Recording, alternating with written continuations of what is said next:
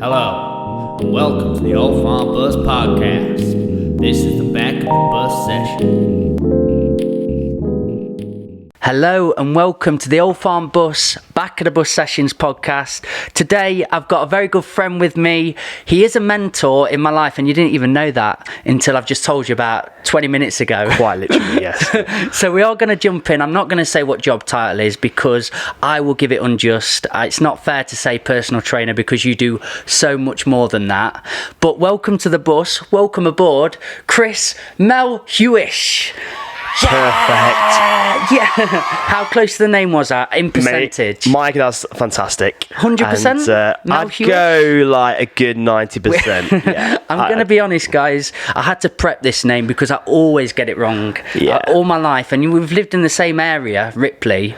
And when I try and say Chris, Melhuish, the Mel fella. Something like that. Everyone corrects me on it. But go on then. Where is this name from? Because I was going Viking era. Yeah, you were kind of venturing into kind of Denmark and all the other countries, but no, it's actually from Devon, so it's Devonian. So yeah, my family are from kind of Exeter way. So nice, man. Yeah, although I'm not, I'm literally a local lad. Not as exotic as I expected. No, unfortunately not, to be honest. No. But Chris, I didn't jump into your job title. Can you give it a bit of background and depth to what it is? Because I've just seen you around Ripley all the time in tight clothing, looking good, looking hunky, and I would have said personal trainer, but I do know it is a lot more than that. Yeah, I 100%. I think, you know, back sort of 10 years ago, I certainly would sort of classify myself as a personal trainer, but it's become so much more than that, especially in recent years. So it's more, you know, I see myself more in a coaching role, a mentor role, more than anything now. You know, that said, I still spend a lot of time on the gym floor coaching clients, training clients, whatever you want to call it. But for me, I see my kind of duty, my role, my responsibility nowadays as, you know, helping busy men, women, you know, help them build kind of sustainable exercise and nutritional habits whilst getting, you know, amazing results in the process. So essentially that's what I do. And I mean, you say busy. Is it taking a very different shift nowadays that we're in a lockdown, we're in a COVID world? Has your job totally shifted to a different role? There's certainly been a shift, and it has meant that I've now kind of took on board, you know, more of that kind of mentoring role, keeping people engaged. And like I think, you know, one of the biggest skills I've developed over the last 12 months is becoming more of a better listener. I think that's been a very valuable skill that I've kind of started to own, and then in kind of turn with that, we're helping, you know, asking better questions of people, asking better questions of themselves to help them solve their own issues, their own problems that they may have come about through all the kind of chaos and uncertainty that has come about. But there's one thing to be said above all this, is that there is, you know, strength in community. There's strength having a support network around you, and I found that's been an absolute golden thing to have in this current climate. I mean, for me, I'm going to tell my little story on you now, because I reckon I'm 27 now, bloody hell, getting old. And I reckon I was probably 15 going into the gym back in the Pulse days, when the Pulse was the Pulse, our local gym. Sweaty, cold, damp. I just remember it so vividly. If you got the buckets. They did have the buckets. Loads of buckets out. Full to the brim, right? They're full to the brim, and then you've got blokes down there grunting and kicking them over. Yeah. Just puddles. It was a bit of a, let's say, shit show. Let's say it. Yeah. Now, I was downstairs and in the cold, lifting weights very energetically, but not having a clue what I was doing, because my existence before that was fat kid Mikey, bullied, went to the gym to try and change my shape so I wouldn't get called anymore, or, you know, go through pain. So I was there, but not daring to ask people questions. Excuse me, sir, how do you lift this? Because I don't know. You look pretty good though, so if I could learn from you. They were very standoffish in the gym environment for me. Didn't really want somebody coming and interrupting their time. So I saw you doing your sets, and you were in good shape at this point, man. I don't know how old you were then. When you were watching me sort of just fling weights about and not know what I was doing, you didn't come over and tell me, "Oi, mate, what you doing? Why are you doing it like that? Stop it."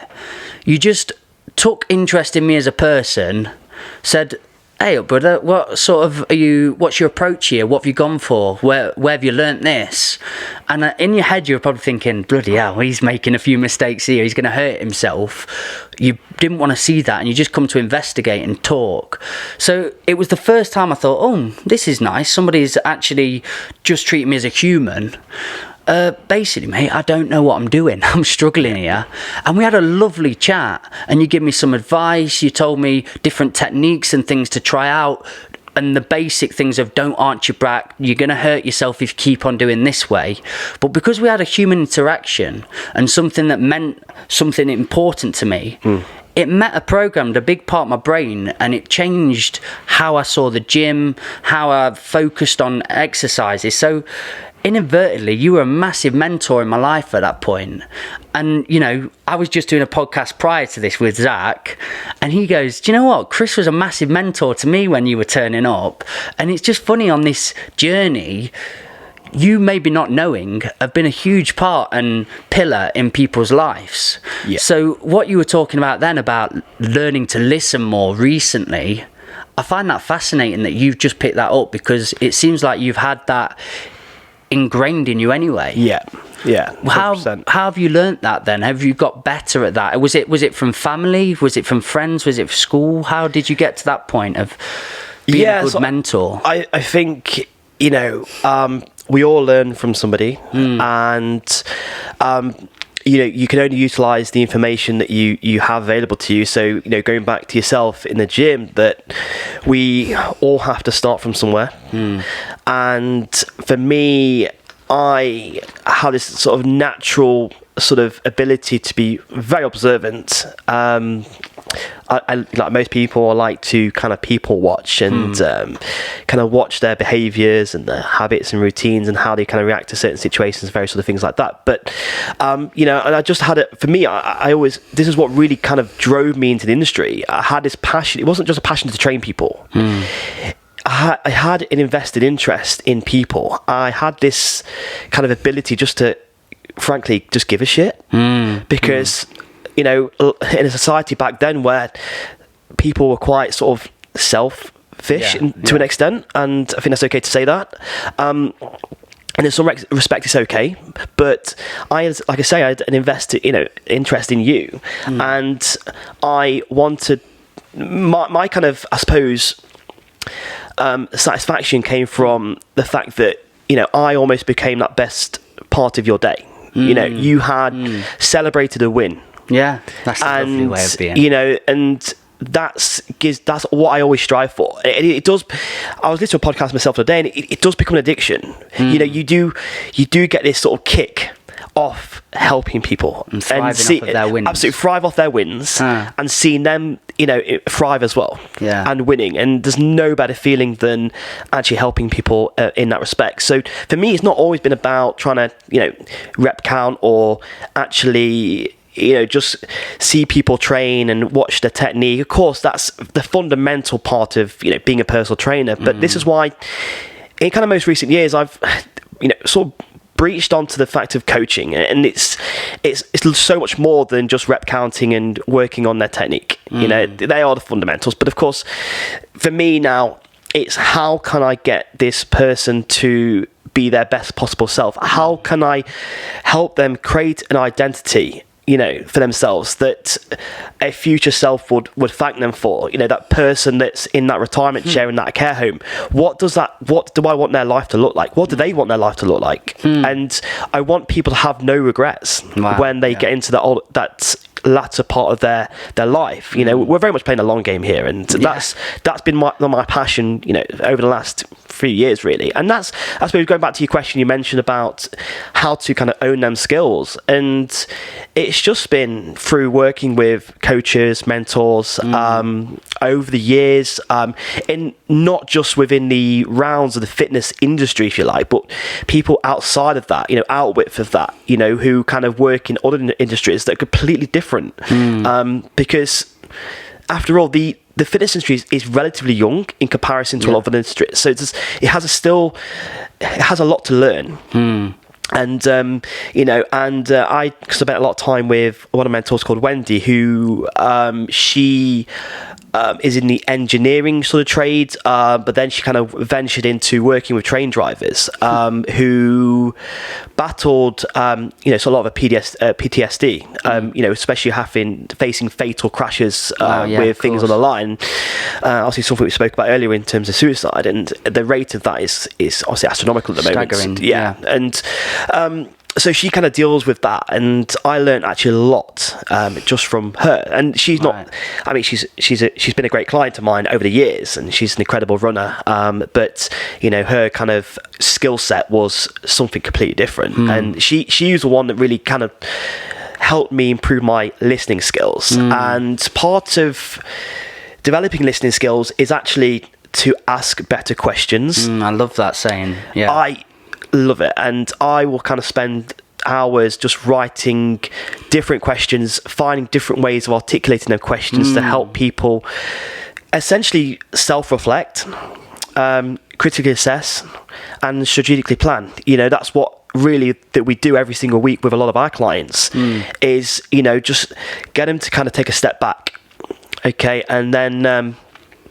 we kind of take it from there. So yeah, it's been quite a journey, but that's kind of how it started. I mean, do you know, at the start of your journey as well, were there a lot of common mistakes that PTs, personal trainers, are making in the fact it's all just aesthetic base, we're going to get this result, it's results, and as you've matured and come into your career, it seems to be more of a mind thing, more of a long-term game. We're going to build for the future and put them foundations in better than something as superficial or just for the mind of looking good. Why do you want to look good? And keep rooting further into that. Yeah. Is that what's made you better at your job, in essence? I think this is down to my own personal journey, that the fact that when I was in my early 20s, in a position where I had kind of very little responsibility, kids, lived at home, it was all about the ab show,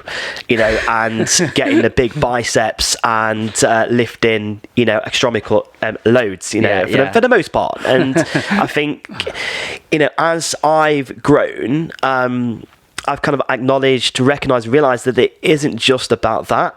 I think, improving body composition to better from where you are right now is important. Obviously for your own self-confidence, for your health, but going back to my own personal experience from competing, which was only like 3 to 4, probably 4 years ago now, when I did the physique show, and that was a real tipping point for me, because as much as I embraced the journey, as much as I embraced the challenge, as much as I actually thrived on that pressure, the hard work that you had to put in, is incredibly hard, but on the back of that was the result was fantastic. Obviously I was the leanest, in visually the best shape that I've ever been in, but mentally probably the worst. Really? 110%. So that's very much a tipping point for me, and I was like, it's a common theme, isn't it? I hear this all getting the time. Huge now, because and I was the most miserable kind of person that I was very self-centered. Everything that I kind of thought about was only focused on what I had to do in order to get myself leaner, or whatever it needed to be at that given time. And don't get me wrong, I don't hold any regrets, because if I didn't go through that process, didn't go through that journey, then I wouldn't have had the same sort of mindset and thought processes that I do now. And when you recognise it in, say, a client or somebody that's going through that journey, you can give them a genuine, honest word, but an empathic word because you've been there. You know what they're going through. Yeah, 100%. And ultimately, you know, a lot of it stems from is that it's like you said, your why. And we go very deep on our why. And, you know, it's like a lot of people come to me and say, look, Chris, I just want to lose weight and tone up. It's a classic thing. And sometimes it's needed just to kind of break the ice. But then it's like, okay, so why is this goal important to you? And they kind of will say, well, you know, I just want to be healthy. I want to be fitter. And it's like, okay, why? And you can then break down like a rabbit hole, and that's, you know, 3 to 4, even 5 or 6 whys to the point where you start to get a lot more deep rooted. You then get to a point where you start to gain a lot more clarity over what direction you want to go in, and you then start to build an identity of what you are essentially looking to achieve. You know, ask the question, what does that look like? What and how does that new identity going to act? You know, you start to create a lot of emotional attachment to that goal, and once you kind of get that, you'll never need any motivation, because that should be enough for you to just then reverse engineer. You know, you do need accountability, you do need support, but then you need a process, you need a plan. And then it's all about kind of breaking it down and then just chipping away, ticking the boxes on the things that you're going to need to do that are going to essentially move you further forward. And that's it, you know, making it small and manageable. Because I think we all can safely say, if we, you know, we're faced with Mount Everest right now, it's a huge mountain to climb, and it can create a lot of overwhelm. And a lot of overwhelm can create a lot of sort of make you quite procrastinated. It can stop you doing things. Totally, yeah. So if you kind of focus on, you know, some people might say, like, let's just start to get your 10,000 steps in a day. Something very simple. And once you're going to get a few wins under the belt, they start to build the confidence, and that's when you can start to layer things in bit by bit and over the course of time. Would you potentially, before go for the end goals, as when you're getting clients in, this is what we're going to get you to look like, this is how we're going to do it, and push them a bit too far where they are climbing Mount Everest before they've looked at a hill? And this will only set yourself up for failure. You know, and it's about becoming more process focused rather than outcome focused, because a lot of people, yes, it's okay to have the end in mind, but a lot of people focus too much on the outcome, and then they get a lot of frustration when things aren't really moving towards that sort of point they want to be. I was just going to say, the end probably shifts as well. Do you know, as you're doing it small steps and doing these wins and feeling good, the end goal may change by the course of it. I was just going to say, going back into that story, when you're dissecting people's psychology, in essence, and asking the whys and going a bit further and further, because you've worked with so many clients, are you getting a similar breakdown? Do they start on a superficial level, wanting this, and then when you do 6 whys, say, do most people come to the front of, I want to feel happy, or I want to feel be in a better place mentally? Is that where it goes to? I think, like, it's going to be very much dependent on where that person is. So we talk about the kind of contemplation phases. So some people are just in the kind of thought of just trying to take action. They want to do it, but they're kind of not that point where they're ready to take action yet. And it's, you know, it can be my role, responsibility to shift them along that way. And it really depends on where they are currently at that present time. And although we always kind of say, you know, that there's, you know, if you always wait for the right time never comes. That's there is a bit of a truth in that, of course, but some people you have to spend a bit more time with just to kind of shift them along that sort of curve and get to the point where they've got less limiting beliefs and they are ready to take action. And that's the kind of role and responsibility of a coach, is to kind of remove their limiting beliefs and shift them along that curve so they feel that they can start to tackle things, start to make them changes, and obviously ultimately take action. But and not trying to overwhelm them with too much too soon. But back to your sort of question, people are at very different points, but ultimately you do start with them sort of superficial sort of goals. But I've, you know, not disclosing any clients, but, you know, some people have really, we've got to the point where it's become quite deep, to the point where we're talking about their relationships. It's got to the point where they've actually acknowledged the fact that perhaps the relationship they're currently in isn't the one that they want to be in, because it's creating too much toxicity. They haven't got that connection. They've outgrown it, whatever it might be, and ultimately it's ended up in a separation.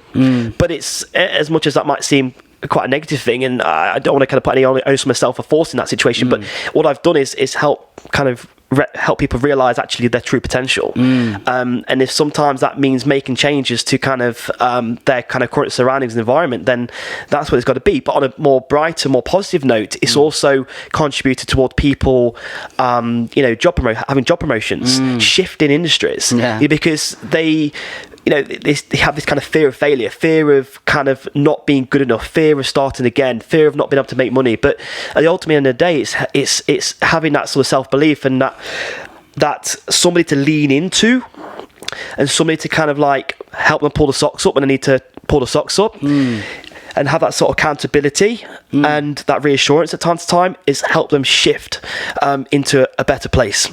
So it can be very deep, phenomenally, but it's a fantastic journey when you're on board with that client, because from that very conversation you will build such a strong connection. And once you've got that sort of strong connection, it's like a relationship. You're going to go through ups and downs. There's going to be obstacles in the road. There's going to be times when things don't go anyone's way. There's going to be a few arguments. But know on the other side of that, there's a much more brighter, more resilient, mentally strong, better identity, better person. And that's, for me, where I get my kick from, It's seeing that journey and working with that person. So, yes, it's pretty... I mean, I'm very good friends with quite a few personal trainers, let's call them life coaches. And the ones that have it right for me, as I feel you do, is... we look at body and we look at mind and we look at soul, and I think they're all so important. And the industry I'm in, say creativity and music, the body gets left behind a lot of the time. I did it to myself. We're in this creative world where we're going to parties, we're drinking, we're substances, and then we're creating, and it's a nice realm and world to be in, and we're connecting. But I see so many people falling at hurdles and struggling, truthfully, because the body lapses and they get stuck in a cycle. I kind of think, and it might be a trivial thing to say, and I don't know if it's a true thing to say, I don't think any of my opinions are truth, they're just thoughts I have. And this one is where you start with the body. I started with the body because I was in a place of pain.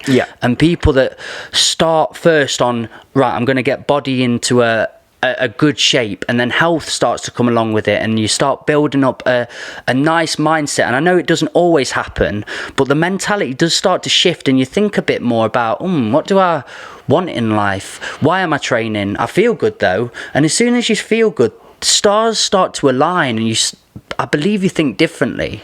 If the first thing you neglect is the body, and you just got this creative side, and you do spin in different plates, I believe the mentality and your ideologies and beliefs start to shift and fall. So I wholeheartedly think that the body is a great place to start with if you're wanting to feel better in general, and the mind's collapsing. Get on the treadmill, go for a walk, start to add better food into your diet, look at the body, and then suddenly good traits and good things start to come from that. Would you agree on that premise? I think something I always kind of... Or is it very different to people again, I suppose? It's going to always depend on an individual and their circumstances, but something I always kind of focus on for myself, and this relates back to your question, is that you can only serve others to the standards that you serve yourself. So I always kind of have this belief that you serve yourself well, in terms of health, nutrition, exercise, activity, mindset, self-development work. In abolishing this sort of growth mindset is a big thing, and this constant strive to improve, this constant strive to be a better version, create the identity, do something a future self will thank you for. All these sort of things make a huge difference. And for me, over the last kind of year or so, more so, is that I was just speaking to you, prior to this podcast about lockdown 1. Literally killed me off, and I'm very transparent, open, honest. We were fronted with a situation that really no one had ever had been through before, and not really known how to deal with. I was speaking to all the mentors, who were like, well, it's just a case of just try and error, just do something, but you recognise and realise that you potentially will fail at some point, because this is unknown territory, but it's at the same time offers a great learning opportunity. And just going back to what I was saying about lockdown 1, is like, for me, I was all in on business. I saw my, rightly or wrongly, I saw my kind of opportunity. The opportunity then was all about trying to go all in, help business survive, look after my clients. They were my number one priority at that given time. But then on the back of that, I realised that I was actually neglecting my own health to some degree. I was neglecting my family life, and neglecting my own training. All the things that were always had been the contributing factors towards me actually serving other people better. And so from that kind of situation, I've kind of now sort of constructed this sort of quadrant type thing, where I always look at like a heart, but it's like a square shaped sort of heart, and it's got like business in one section, it's got brain in another section, it's got body in another section, and balance in the fourth section. Like, just give you a bit of context over that. So body for me is all training, exercise, nutrition, and then obviously we've got, business is all kind of work related stuff. Brain is all kind of self-development stuff, and then obviously balance is kind of family life and anything that's kind of outwith of exercise, really, and training, hobbies, that sort of stuff.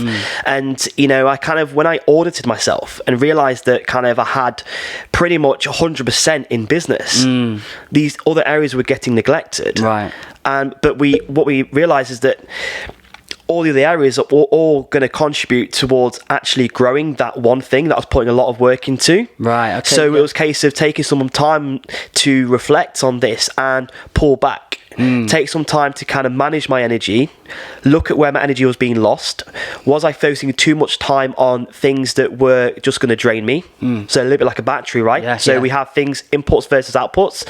We have all these inputs, like me spending time with you today is a huge input. This is a great renewable energy, absolutely. And thank you, man. Go for walks, walking the dog, spending time with the kids. These are all great ways of renewing energy. You feel great for doing it, right? Yeah, completely. But there's also on the flip side of that, there's a lot of things that potentially drain your energy. Scouring social media at 6 a.m. in the morning or 9 p.m. at night, it's going to have some form of, depending on what you read, of course, but watching the news, it's a classic, isn't it? A lot of people are saying it now. I watch the news and I feel utterly crap for doing it. Your mind's racing, you're not thinking clearly, your ability to make greater decisions and choices throughout the day just gets completely just wiped out. And so I think drawing an awareness around that and managing your energy better is super important.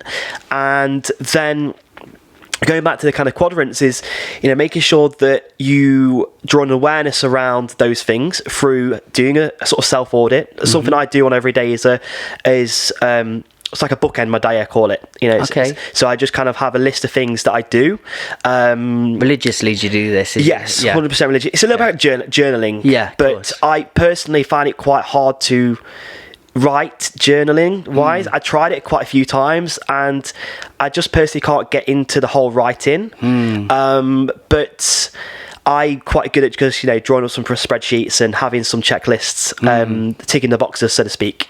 Or I tend to use like a traffic light system. If it's not been done, it's red. If it's been done really well, then it's a green, right? And it's just a simple, sustainable way that I personally see myself kind of do my day. And it's almost like non-negotiables, right? You have these non-negotiables that I know I've got to do every single day, that if I do these, I know I'm serving myself well.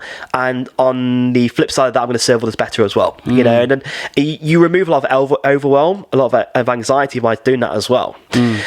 So yeah, like coming back to the kind of quadrant, it's like one of my things I have to recognize is that you kind of tell yourself stories. You tell yourself stories that you need to do this now. You need to kind of put all in your work into business now, when actually it's just a story. And you can tell yourself these stories so many times that you start to really believe it. Yeah. But you don't realise the impact that's having on every other aspect of your life.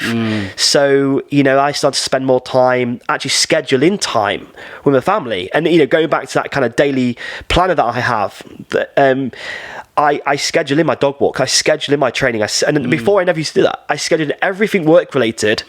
That was it. So therefore, things were always going to get done, but the other things that I need to actually focus on were never going to get done. I noticed that, and it's a common trend. But now I factor them in, and I make it non-negotiable.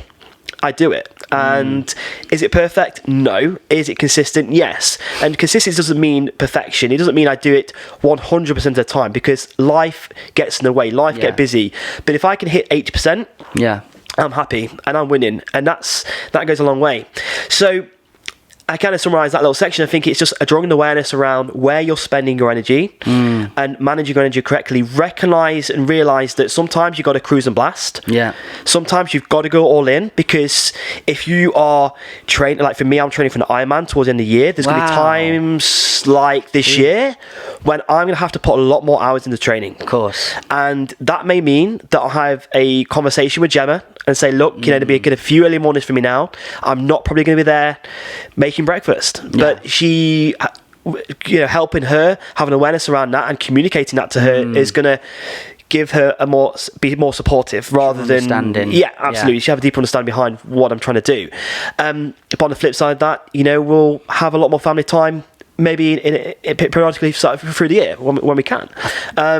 So energy management has been a huge thing for me. It's something we talk about a lot with our clients, and since doing that, they have a much stronger, better mindset as a result of that, for sure. I think it's fantastic what you're saying, and really inspiring, because a cliche thing we're all told is we need balance in our lives. Yeah. But I think even going a bit further than that is we need an awareness in our lives, and being aware of when we need to give balance and how we give balance, because we can force balance upon ourselves. If I've been working 1 or 2 days hardcore editing, going nuts on it, I can go, right, I've got to give myself a day off now. I need it. Yeah. But actually, in my psyche, in my philosophy, in all my parts of that, I feel good, and I could do another day of edits. Yeah. But I'm forcing it in myself. So if I'm just constantly aware and I go, no, I've got another day in me, I can do this. It might look in balance, but it's not. I'm just in a time where I'm really working now. That's fine. Yeah. But communicating with your partner, communicating with your family, letting them know where you're standing at the minute. Ask them if they've got any problems with this, or if they would like a little bit more time and whatnot. But I just love what you're talking about now. Very much resembles to just having a true awareness, a consciousness of what you're doing and how much you can give. We spoke before this podcast about, like a training camp or somebody getting ready for a fight. Yeah. They're going to have to make sacrifices. They're going to have to do really long working hours and train into the feet bleed, until their hands are aching, getting for that fight mode. Yeah. But they've had them conversations, they've had them moments where they've said, this is what's happening now, this is what we need. Yeah. I just love what you're about. I think it's brilliant. And I think it's not sort of about neglect. I mean, we could talk about training camps and stuff. That is obviously the more extreme end of this. And I think there is a bandwidth to work in here. And I think it's not essentially, we're not looking at neglecting other areas. It's just maybe applying a minimal effective dose. So, for example, I have some of my clients were hugely busy, with their businesses over the course of lockdown. Which is obviously quite fortunate for them in some respects, but they were like, Chris, just can't get my training in. This is unheard of territory. I really can't get training. So it's let's remove that kind of stress. Yeah. Let's not really overwhelm ourselves with the fact that we've got to do everything at this given time. Let's just strip things back. Let's just set ourselves a couple of realistic exercise body-based goals a week. Keep on top of your hydration, keep on top of your activity, which you're probably doing already because you're running around like a headless chicken. Yeah. Let's just hit them. Yeah. And then when the time's right, which has been kind of now for a lot of clients, is that they can then sort of go a bit more cruise control with the business. and then they can start to apply a bit more focus and energy onto their body. So over the course of 3 months, 6 months, 12 months, we have created balance in that respect. Whereas I think, like what you were saying, is that we have this thing about everyone tells us we need a good work-life balance. But the problem is, if we just look at applying 25% in each of those areas, that we never going to improve or exceed or excel in those areas at all. So it's a very different theory, but it's one that I've definitely embraced and utilized, and it fits with me at this current time. And I think one thing that's probably pushed me into this area is that being a dad, because my goals, my values, my beliefs have all kind of evolved over the years. And being a dad, as you all know, Mikey, it's just throws. It's very thought-provoking, and it's like you know that you want to be that best dad. You want to make sure that they remember you for the things, the experiences that you give them, for the memories that you make. It's not about what you give them in terms of materialistic things necessarily. It's actually the kids remember. I speak to my older kids, for example, and I'm like, "Can you remember that thing I bought you?" Like, no. Or can you remember that holiday where we played in the pool and we did all this? Like, yeah. That's the things that you want them to they remember. And that's things that go into the heart. It's absolutely. That's where the learning 100%. Yeah, 100%. And there's one thing I do. I am very grateful for, is that with Imogen being quite so young, my youngest, who's now 18 months, is that this last year or so has given me a great opportunity to spend more time with her. Certainly more time that I probably would have had done in, let's say, a normal situation, because I've been out the house more, in the gym more, till late at night. I've been quite lucky in the fact that I can wake up with her every morning and put her to bed every night in a roundabout way, give or take. So that's something I'm personally very, very grateful for. And I don't mean to kind of try and, I'm not putting positives into the situation, because there's a lot of dread and a lot of misery about the situation, of course, but I think it's time that we all start to change our perception on this situation and start to kind of see some good in it, because as much as there is a lot of misery, I think it's important for our own psyche, our own mindset, is if we are going to move forward, we can't let ourselves hang on to these things completely. It's not to forget, but I think we need to, if we're going to move on, we need to, as a nation, as a society, as a community or communities, we need to really make sure that we are looking towards that light at the end of the tunnel, because being realistic with it too. Yeah, absolutely. I saw a Matthew Mcconaughey. Yes, I love that guy. Great guy, isn't he? He was doing some interviews and podcasts, and he explained, the glass half full analogy. He doesn't look at it half full or half empty. He just says, here's a glass with this amount of water in it. What are we going to do about it? Do we want to fill it up? Do we leave it there at the minute? How are we letting this glass? And what can I do, if I can do anything, to fill it up, if I'm going to be an optimist? And it was a beautiful way of summarising the changing times now, and how we value society, how we value ourselves in that society, and being that force, being the water bringer, if you will. And that got me. Now, also, I want to talk with you. You're bloody inspiring. You are. You inspire you get me going, me pumped up and ready. We live in a similar area. You're just down the road.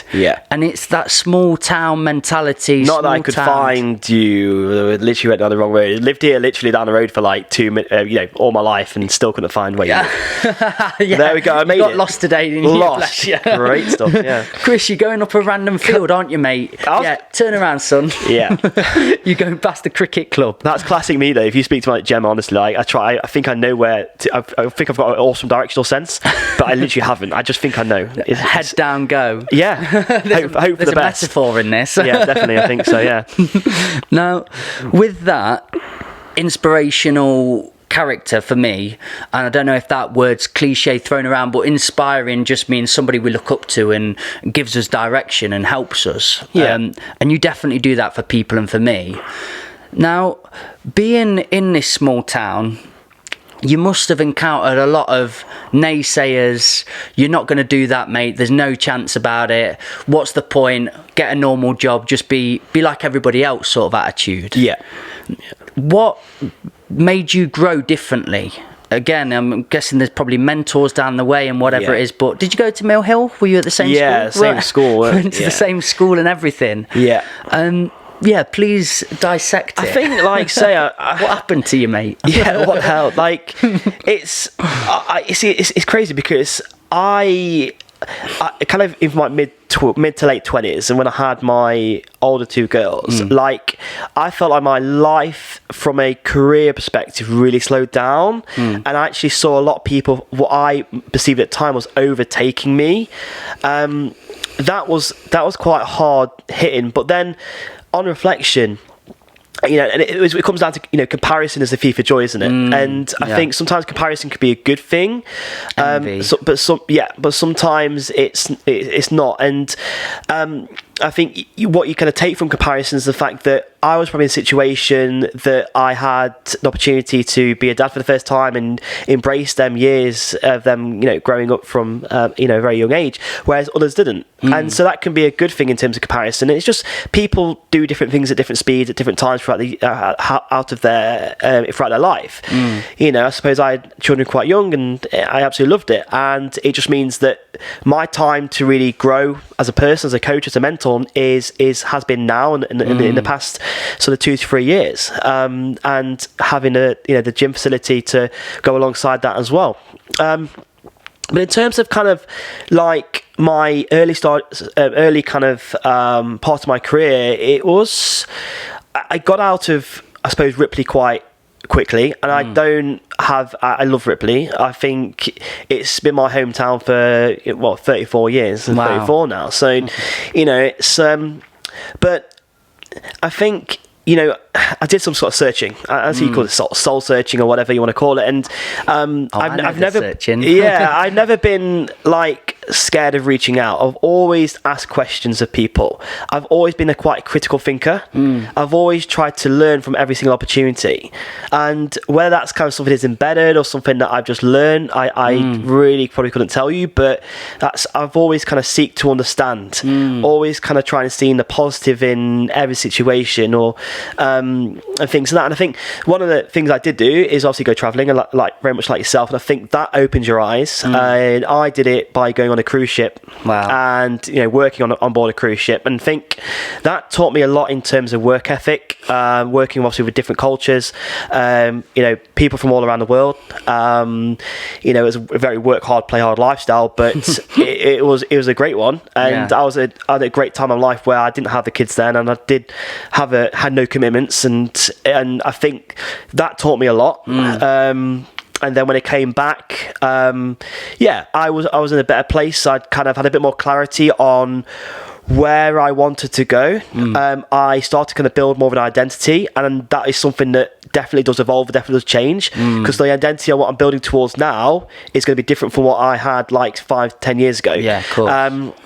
Things change, but and I kind of always think, right, what do I need to now do to actually build that identity? And it comes down to reverse engineering it. And okay, so what's the things that are going to get me there? What's how that person, my future self, act? What decisions or choices would they make? Who would they reach out to? Who would they spend more time with? In what environments would you try and sort of condense yourself with? Align yourself with. And and that's where, I think obviously having a coach, having a mentor on any sort of level can help you, and you will take little bits from many people. And normally when you start to work with those sort of people, you start to, it was amazing actually, kind of one mentor I had, I think a number of years ago, one of my very first ones, who was more of a business mentor, in fact. We was in this kind of like community of about 15 guys, and it was so strange because I'm like now with 15 guys that were very just got me, and that was the same for the mentor as well. He just got me, like he understood me. I was like, this is weird, like, because obviously you speak to your inner circles, your close friends, your family, they just don't get it. They just don't understand, and that's fine, because they've got a lot of emotional connection with you, and they always kind of try and look after your best interest and go into this protection mode. My mum and dad have been like that all their life, and but the more they see me grow, the more they back to me. And there's kind of, my dad always had my back. He's like the one that just pulls me back from situations, because I'm like, a bit instinctive, a bit kind of I'm not irrational, but I would just kind of just go and do it, and just see what happens. But I take risks. You know, I'm definitely a risk taker, and sometimes they pay off, sometimes they don't. But you know, if they don't, daring to do though. Yeah, you got to do it. Yeah, and go on, Rodders. On many levels, but. And so I think it's helped me, you know, surrounding myself with other peers, let's say, you know, as well. It's not just about having the coaches, mentors, but a like-minded community. Yeah. And I think what I've then done is I've took all those learnings, all those qualities, and then created my own. So this is where we started to build, you know, Ultimate Health and Fitness is the way that, you know, we've built a community. We've built this like-minded people where people are very much on different parts of their journey, but the great thing is that everybody is started from a certain point. You know, they always start from the beginning, wherever that might be for them, but they're all in pursuit of just bettering themselves. Ability doesn't matter. You know, it's where we'll always meet people where they're at, and that's the most important thing. You know, we're not trying to jump the gun with people. And I suppose one thing you can end up seeing in personal trainer qualities that are done poorly is it becomes a bit like a cult-like obsession of this guy has a power that you can't access, you don't know yet until you've gone on this course. But other to a better idea, and what you're explaining is what everyone's vision is becoming the best version of themselves and working for the best version of them. And I had a personal trainer. I've had quite a few, and particularly when I went travelling, Australia springs a few minds. Nice. And I was out there, got a personal trainer. I was in the best shape I'd been, but this guy, honestly, I've watched cult documentaries now, and he fit every bill of this cult documentary. And it did turn out that he was sleeping with all the girls, as you often see in a cult documentary. And this guy turned into it, but he was the one with the power, this source, this answer that's you need to keep progressing towards, and you're probably never going to find. I just really enjoy what you're about and taking slow, progressive steps with everybody and trying to tune in for everybody to switch on to their best version. I think that's integral. What people need to know is we've got Instagram now, we've got influencers and followers and all this. I'm sure we can talk on that later. But it's quite huge toxic. Topic. It's quite toxic, and just for people to look on their platform, on who they are, how they feel, and trying to better that rather than comparison being the thief of joy sort of idea. Absolutely. And that's the thing is what we talk about in one of our commandments is that, you know, it's using other people's success to lift you. Because I think obviously that's what you tend to I say to a lot of people, look, if you're going on Instagram, if you're going on social media and you're feeling triggered, if you're feeling like it's having a negative impact on you, get off it. Or just unfollow the 3,000 people you're following. Sometimes the answer is that simple, isn't it? It's in front of your face. There's a unfollow button that you're just not willing because you're thinking, no, maybe I need to search. No, just unfollow. It's quite as simple as that, isn't it? And really that's it. And I mean, the influencer kind of market is huge and dangerous in your opinion. Yes, I was actually listening to another podcast. Oh God, I thought you only listened to this one. Yeah, of course, I do. You know, but the podcast we're talking about you know, influencer marketing, and in particular they were talking about sort of, you know, one of the Geordie Shore lot. Of course. And I actually didn't know the Geordie Shore lot, within the first 3 years they didn't actually get paid. Really? No, they didn't get paid at all. I had expenses paid, and that was it. It's weird. And it's quite, of course, it was a massive show, wasn't it? Dude, I've only got into it last, and you shouldn't. I'm not advocating getting into it. Definitely don't. But I watched it because me and Chrissy had the baby, and then we had our first little day out together that we could have. So we had a few drinks. Woke up the next morning, hungover for the first time in a long time, and I just said, Chrissy, I need to watch bad TV, and she said, why don't you try Geordie Shore? So we watched it, and it's really, I got into it, man. It's addictive. It's fiery, isn't it? It's fiery. But sometimes, I mean, I always psychoanalyze it. I always used to be that person that was like, I've never watched TV like that, and I was like, no. But in actually, you know, it's things like Love Island. I know we're going to get absolutely shredded to bits for this, but sometimes you just need a bit of crap TV just to kind of like just switch your focus switch your energy to something else. Yeah, you can spend all your day listening, filling your head with podcasts, books, information, inspirational speakers. Fantastic. But again, like we spoke about in this podcast a lot, balance. It's about balance. I mean, I was saying, it's on my days off, I used to always listen to, if any books, any podcasts, it always used to be kind of, even though I tell my story, it was always kind of mindset related, or, where the book that I'm reading at the moment is by Carol Dweck on mindset, which is absolutely a game-changing book. It talks about growth mindset. But actually, I was like, I listen to sort of on the weekends. I'm like, Chris, you need to focus your energy on different things. So I started reading books on history about Alt-Swift, so that, and I just thought, well, let's just start reading it, or this is an audiobook, and I was like, I really should enjoy this, and it's actually given me a little bit of separation from not trying to focus. You probably kind of take a lot from that as well into every other things that you do, but it's nice having that sort of fictional side of things rather than just looking at all the kind of personal development and self-development stuff and mindset stuff all the time. It helps you connect with other people more so as well. You get sort of cultural reference points. If you don't attach yourself to it avidly and you can enjoy it from afar, have a laugh at it, and don't get too stuck in, it's playful as well. That's it. Playful's a fantastic word for it. There's no toxin towards it. If you put that story you were talking about earlier, you give yourself stories, it's bad, it's like a Voldemort-esque thing. Just enjoy it for what it is. Nothing wrong with it. I think just going back to the influencer marketing thing, I think it was Holly or something like that, but she was, she got absolutely ripped apart by a couple of the guys in the industry that are seen as big, got strong characters, known, and she's actually was quite transparent, quite honest, that she was selling one of these kind of products. I can't remember exactly what it was, but there's been quite a lot of there's loads of skinny coffees, all this sort of stuff, right? And she kind of like hands down says she was very uneducated on it, and she was actually got to a point that she was running out of money, and this is her own words. She was the only thing she could do is use her following to kind of market this product.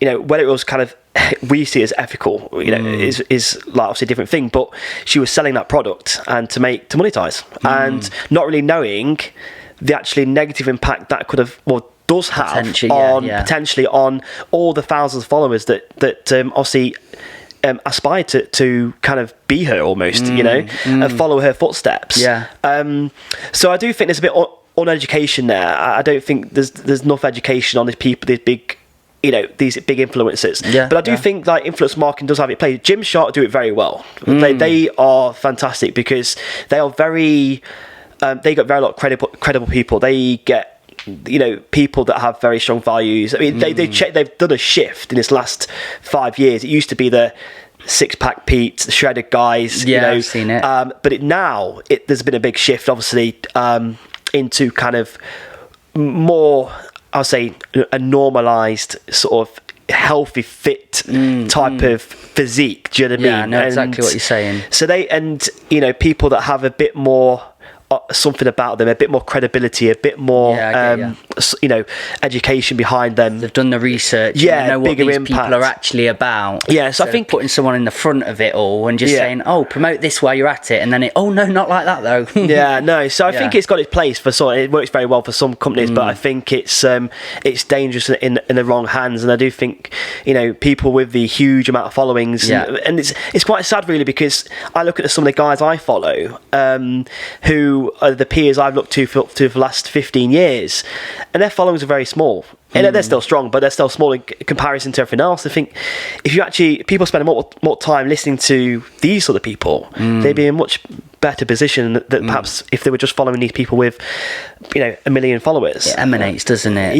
That sort of crazy hive mentality. I mean, I'm in a great position now in my life where I've got the family side met. I'm really happy and proud of the business side of things, and my stars have started to align, and I do genuinely put a massive factor of that into changing my social medias and manicuring them to a much better sightseeing.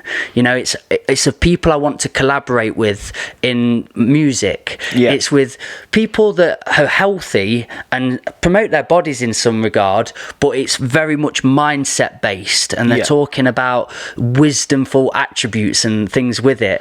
Before, I noticed when my worst part of my life was acting a certain way and then comparing online to people who were very fake in all I can describe it as, and telling me I need to be more like this, more like this, more like this, and not me questioning, what do I want? What is my best self? How can I achieve it as well?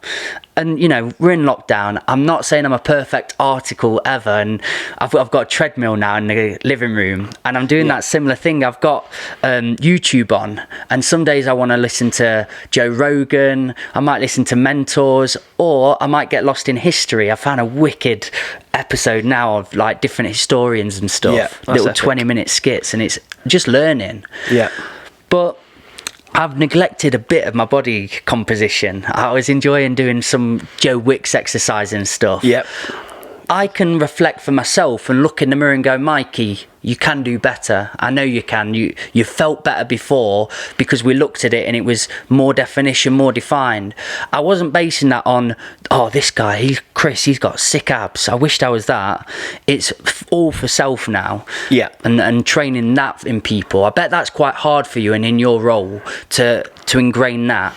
And I think it's used to be more, you know, the females, the ladies, like were, you know, but it's now, I'd say more guys, like more gents and stuff, like are probably having a bit more of that comparison. So there must be some kind of correlation with that, I really think, in the constant sort of mental health sort of issues that obviously guys are now experiencing more than ever. I think there's probably some kind of link there of a sort, maybe, but that's obviously a different subject. But I think people need to realise that obviously, you know, self-care is not selfish, and you know, it's just that you're the only person that kind of really matters, and you know, we've got to get away from this sort of comparison kind of, you know, thing where we're constantly looking at where other people are, and realise that people do that. You know, Instagram is just a highlight reel, and it's just showing the perfect stuff, you know. And I mean, I've seen guys, you know, in great shape on Instagram, and you see them in real life, and it's nothing like it. I mean, we can obviously look at all the filters and all the kind of you talk to them on a real level. I've got friends who have been in the industry, and they've come to me because I put poetry out there and express myself in that sort of way. So I'm very sometimes conscious when I speak, but very open about my mental health and my struggles. So with that, it brings people to you, and that energy, they feel they can open up a little more with you. And I've had big macho mates crying on me and saying, mate, everyone thinks I'm this strong, massive figure. They're all looking at me. They're thinking this way. I'm breaking inside. I'm hurting hard. What can I do? I mean, I don't know. I don't have them answers necessarily, but I'm an ear for them, and I'm there for them.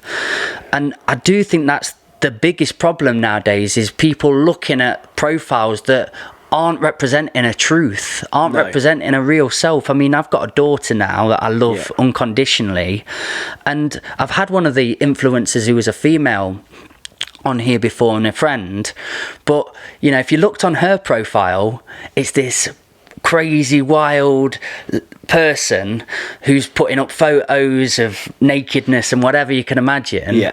But then when we're on the bus together and it's not in mindset of the people are going to see this, there's a much more broken down character. And the pictures, it takes about 2,000 pictures to get the perfect one. So these sort of ideas that people are looking at and getting misled, I believe. It's definitely it's misleading as well. Like, you know, it's and it's like I've recently sort of tried to do more in terms of like videos, you know, on, because that's the biggest kind of thing, a fear for me for a long time. Like, you know, it's a fear of being judged, a fear of kind of messing up, the fear of not really sounding articulated enough, or and you know, not people were really going to understand what I was saying, right? And it's like, you know, the problem is your own own self-critic, aren't you? Do you know what I mean? And it's what you... I used to do like 6 hours to just get a 5-minute video, when I first ever did it. Do you know what I mean? It's like, and the fact of the matter is the first video I did was absolutely fine. Yeah. You know what I mean? You did the 6 hours just try and get one thing. And do this perfect form for people to see. But what we realised, actually, people kind of... sort of come towards vulnerability. We like a bit of vulnerability, honesty, transparency, and authenticity. Yes, it's really important. And I think there's too many people that are just trying to be something they're not. Yeah. I think that's one of the biggest issues. You saying that then for me, because I could look at you in a certain light and think, oh, Chris, how lucky is he? He could do one video, say everything articulately and put it in place, and that's all I've seen, and that's genuinely a part of my view towards you. So you being open, honest, transparent there gives me a new light in it and makes me go, oh, well, he's a human like me. Yeah, and that's it. It's relatability, isn't it? It's awesome. I love that you're speaking that and the fact that whenever you do something for the first time, it's going to be crap. Yeah. Do you know what I mean? Whenever you do your first video, your first vlog, first blog, whatever it needs to be, first You've done article. a podcast before, because you're doing pretty well on your first. No. Well, it's obviously going to be crap. We'll just say it's crap, right? But the next one will be better. Yeah. Do you know what I mean? And it's always have that mentality that next one will be better, and it is about repetition. It's like in the gym. Every rep you do in a roundabout way, you're getting better, you're getting stronger, aren't you? So and I think you've got to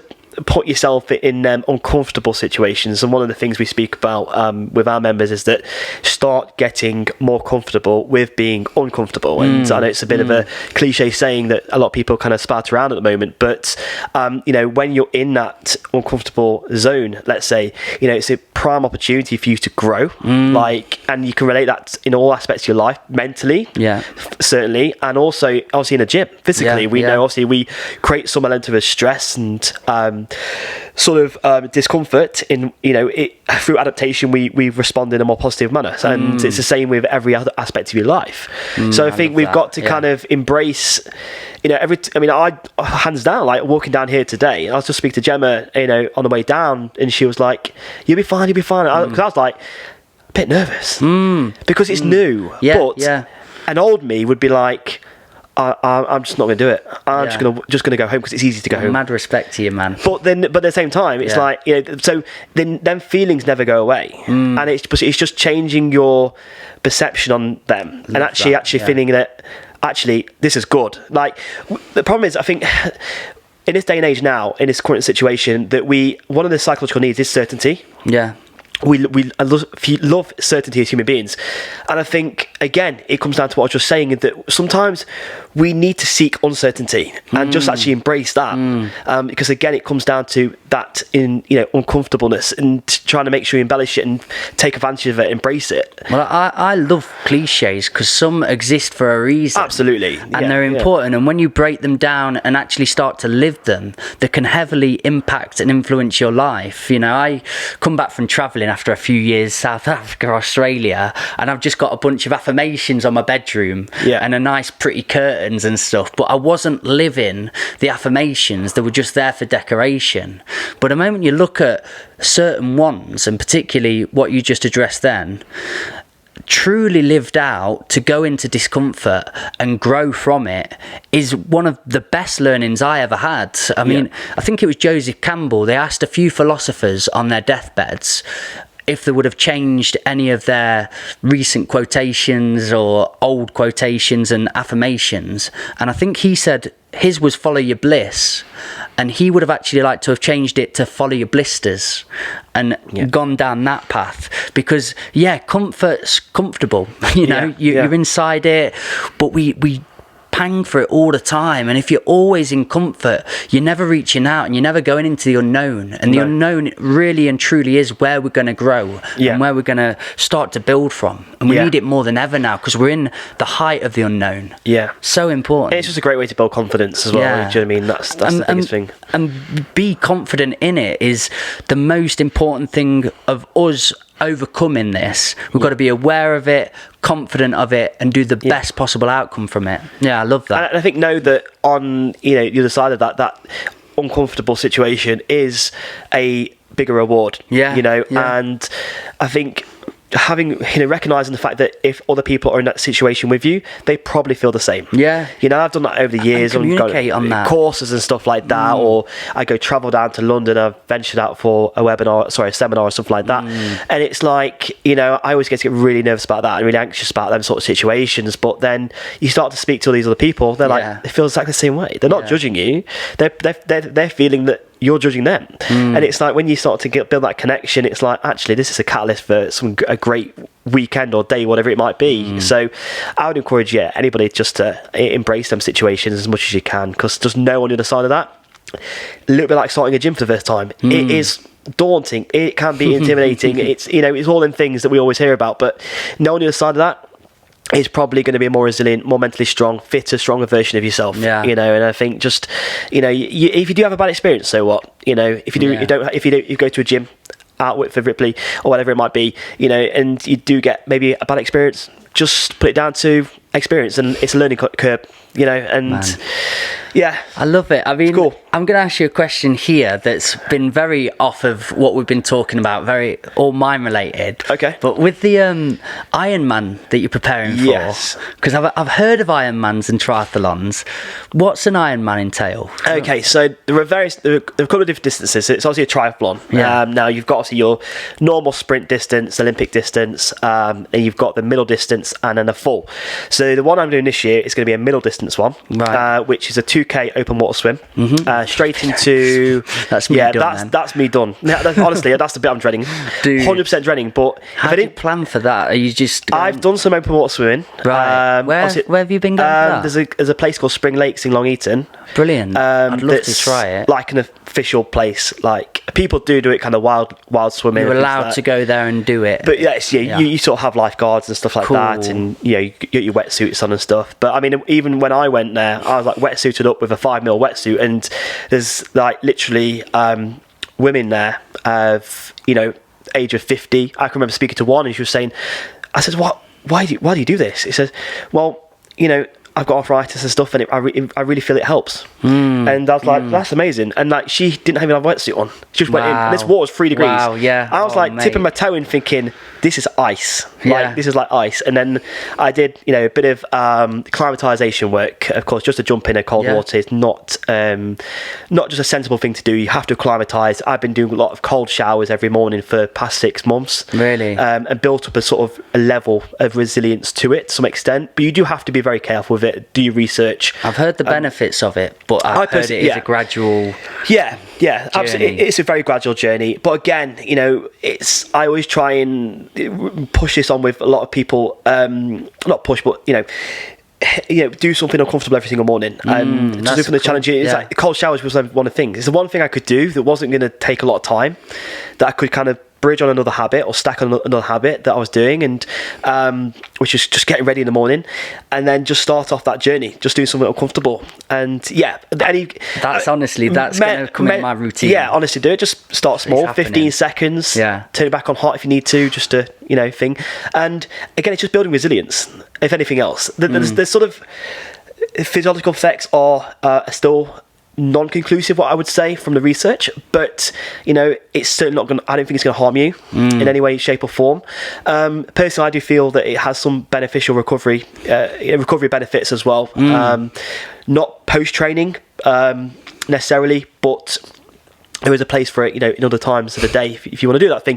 But anyway, so I was doing, going to do this swimming, and I was quite inspired by the fact that this lady did this on a regular basis, of course, of her arthritic pain, and she said it really helped her, and I thought that was quite cool. But going back to sort of triathlon, so after that we've got a 50-mile bike, and then we've got a 20k run. So, but you know what? Like, I literally thought, this year, I crave it. I crave challenge. I don't crave doing that. I don't crave swimming. I crave the challenge. I certainly, having these last few years where I've not really done anything really competitive. And I'm not saying I'm going to compete at a high standard with it. It's more about just going through this initial process. It's my own challenge. All I want to do is complete it. If I do it in a fairly good time, I'll be happy. But, it's all about getting start to end, but almost committing to this process.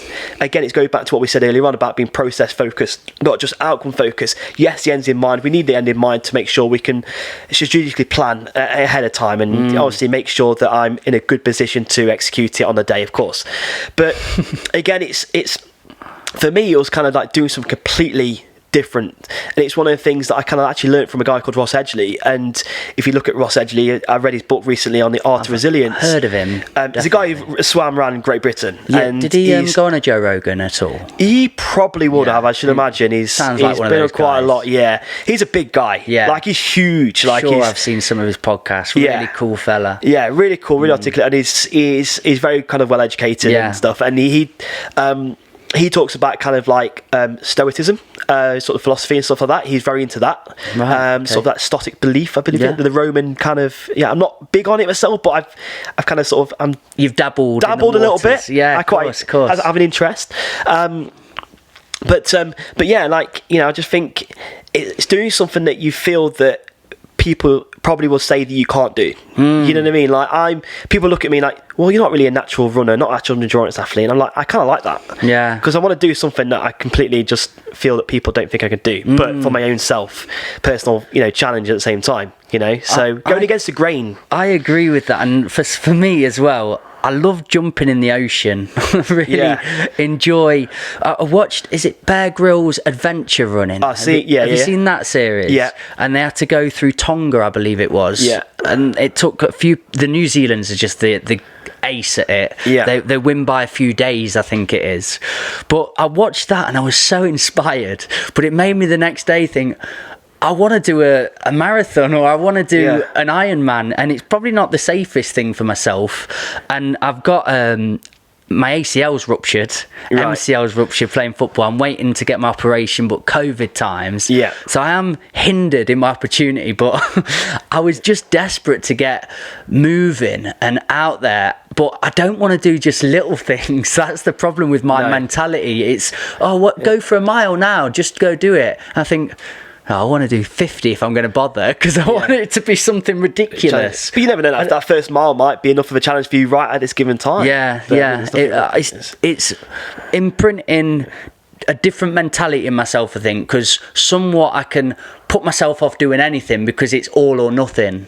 Yeah. And I know that about myself, so I've tried to, with the treadmills really helping, because I can't just exercise sometimes. I need purpose. Well, I love football, I love boxing, I loved MMA and trying all these different sports because I had to use skill and mind and things involved in it. Yeah. When it was just going for looking's sake of my aesthetics or feeling's sake, I tuned out a little bit. Yeah.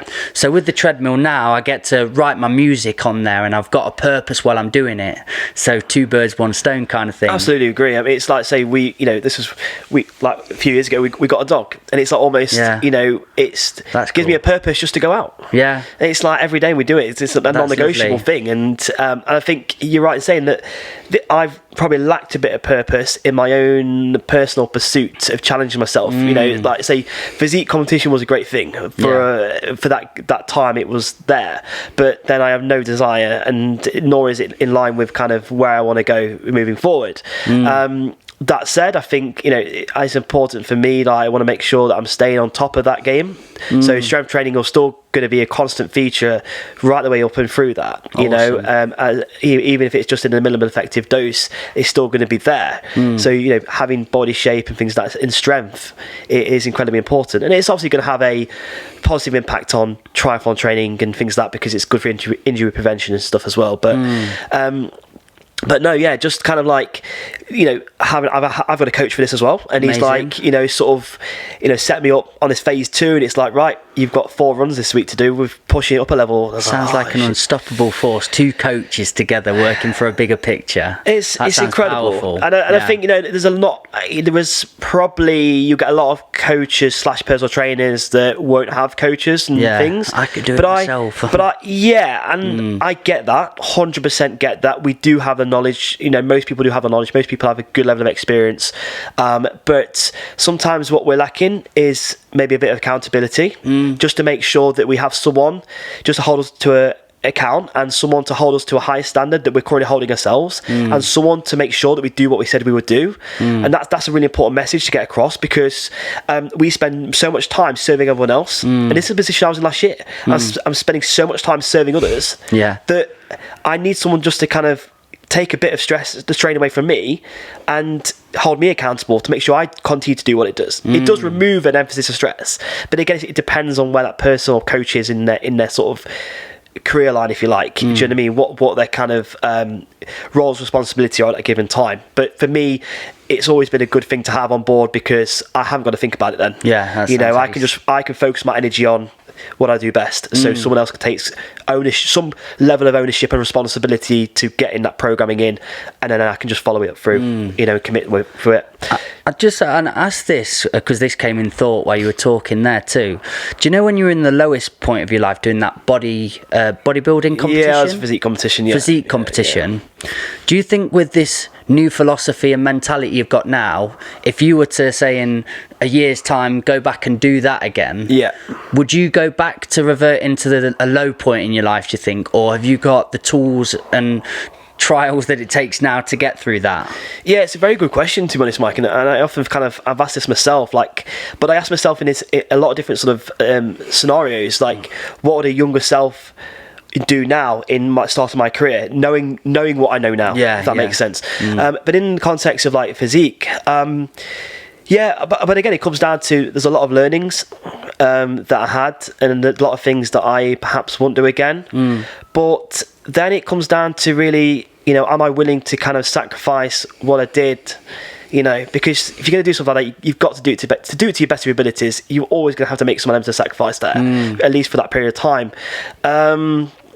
The strain it kind of put on probably family life and social life, probably definitely not for that moment. That aspect of it, just because that is something that's probably more or less required to get on stage. I think there's a difference between getting on stage and just getting lean. We can all get relatively lean just by leading a normal life that doesn't have to make too many sacrifices, enjoying the food you eat, all that sort of stuff, having meals with a family. Them things don't have to be sacrifices just in order to get in better shape. So it depends on what 3% level. Body fat is. It's a different game. It's a different game altogether, isn't it? And it does require a lot of sacrifice. And I massively respect people who do it. And I think, but the people I know do it very well have just basically sold their life to it, and that's if that's what they want to do, massive admiration for it. I mean, go for it. I know 6 of the people that have done them competitions, and each person, as your story unfolded, have all been the same in honesty of what it does to the mentality, and it just not long lasting, is it? It seems unattainable for longevity. And I think this is just not just in physique. This goes across all elite sports. I can remember listening to a guy called Ollie Thomas. I think he's a former professional sevens rugby player at a very high level, and I probably got his name wrong, but he was talking like his kind of, it's almost like this drug, it's this addiction, that running out in front of 80,000 people, and then all of a sudden not to do that. Like he was then trying to get that same feeling, that emotional feeling from other things. His thing was like women. He was very open and transparent about this. The fact that he would then just taking a woman on a date to the local pub wasn't enough. He'd have to take him to Paris. Fly him to Paris on a private jet or something, just to get that same a hit almost, and this is how he describes it. Serotonin and dopamine rush, all of them, and it's you're constantly seeking, and then if that wasn't enough, then you get another woman, 5 women on the go. And he was, obviously it's not a great thing, but that he was very open and honest how that's how he led his life for at least 5 years. Real stories help though. It's amazing. And I think we always kind of get this thing like where we look at especially elite sportsmen and post career, and for a lot of them it's in their 30s. Rugby players going to be like 32, 33, sometimes 35 is going to be their end point. And it's very much in their own they're only at the start of their life. There's still a lot of things, and a lot of them don't have anything because they've always grown up doing that. They've done nothing outwit for that whatsoever, so they get to this point, and it's a little bit like the physique competition, just on a bigger scale. They get to this point where they're like, right, I need that next fixed. I need that structure. I need that framework that I'm constantly working all the time. And all that goes. I mean, yes, some are going to coaching and things like that as well, but it's still not the same. And then we would obviously go to gambling and things like that as well, drug addiction, and we always kind of judge them. Giving advice to these people, because we spoke before this about my mum. And I think it's creating a second purpose, isn't it? And I think it's having really something in the back line. I think listening to some of these guys in the past, they've all had a bit of side hustle. Whether it be a small family business. I'd heard this in a podcast, exactly what we're talking about now, and it was one of the biggest reflections on me. I thought that's a great thing to help people. Something completely different. Something where actually you could, this particular guy I was talking about, Ollie, the professional rugby player, he actually went into something to do with like finance and tax and stuff like that. But a lot of his skills that he had on the rugby pitch were transferable. And it's like, it's a completely different industry, but the transferable skills were things like communication, tenacity, work ethic, team leadership roles, that sort of thing. And I think, I think it does, you have a lot of qualities and skill sets there that are transferable. It's just about getting to know that product or that service, doesn't it? And that can be learned over time. But if you've got them sort of skill set there, you're ready to go. And I can relate to a lot of people who are talking about having an interior design business or clothing business or something like that, and it's like they have that on the back burner. We spoke about this before though. It's being willing to go into the unknown again. And dive in rather than reluctance and fear towards it. We need to build up good relationships with that. And I think this is one thing, given the time we're in as well. And I think this is what I was speaking to a lot of people last year about, that the reason they're stuck is because they've not got the holidays that are going on anymore. They're not going on vacation, not going on holidays. They've not got the social events to look forward to, the weekends and things so much, and then with that, I see a lot of people lacking purpose. But then if they're constantly just looking forward to those sort of things, are they then lacking something else in their life that they should be maybe pursuing or looking to pursue, maybe doing a bit of searching and finding out, actually, I need to have something else that, maybe they've been furlonged or whatever, and this is where people are getting lost and they're lacking direction. They're lacking clarity in where they want to go. And again, it's not their fault. I just think it takes someone to ask them some better questions and maybe find such a good saying. It is. I love it. On where to go next. I think it's people see it as an opportunity. I've spoken to a couple of my clients, like they're in a wedding business and they've had no work for about a year, but nothing. And it's like she's kind of pushed into going to a different industry now. And she's like, it took a few months to get in there and find out. I thought, what, if we don't know how long this is going to be, so what's the point in just waiting around? I may as well just try and get involved in something else and see where that goes. Learning a new skill or learning a new language. I mean, some of my clients learn new languages that'll open doors. Absolutely, massively. 100%. So it's just seeking to find purpose, isn't it? And again, I think it's all important for us all to take the opportunity now, while we can, is just to kind of take some time to self-reflect, and just kind of audit a little bit of where we are right now, and create a bit of a purpose, and direction to kind of move forward onto. I think in my struggles and where I was in life and turbulent ups and downs and mental health, the one thing that kept coming back round to me was the meaning of life. What is it? And it was passion and purpose were the two words that just kept revolving round. And for people to have had that taken away from them for whatever reason now, it will throw the jigsaw down, but they've got to be willing to rebuild and understand it was a pretty jigsaw. The pieces were all there in line, but sometimes it is nice to start a new puzzle, to start a new jigsaw and try again. And it's going to be just as pleasant as before. It just takes some doing, but you know how to get the pieces now. You know how to put it together.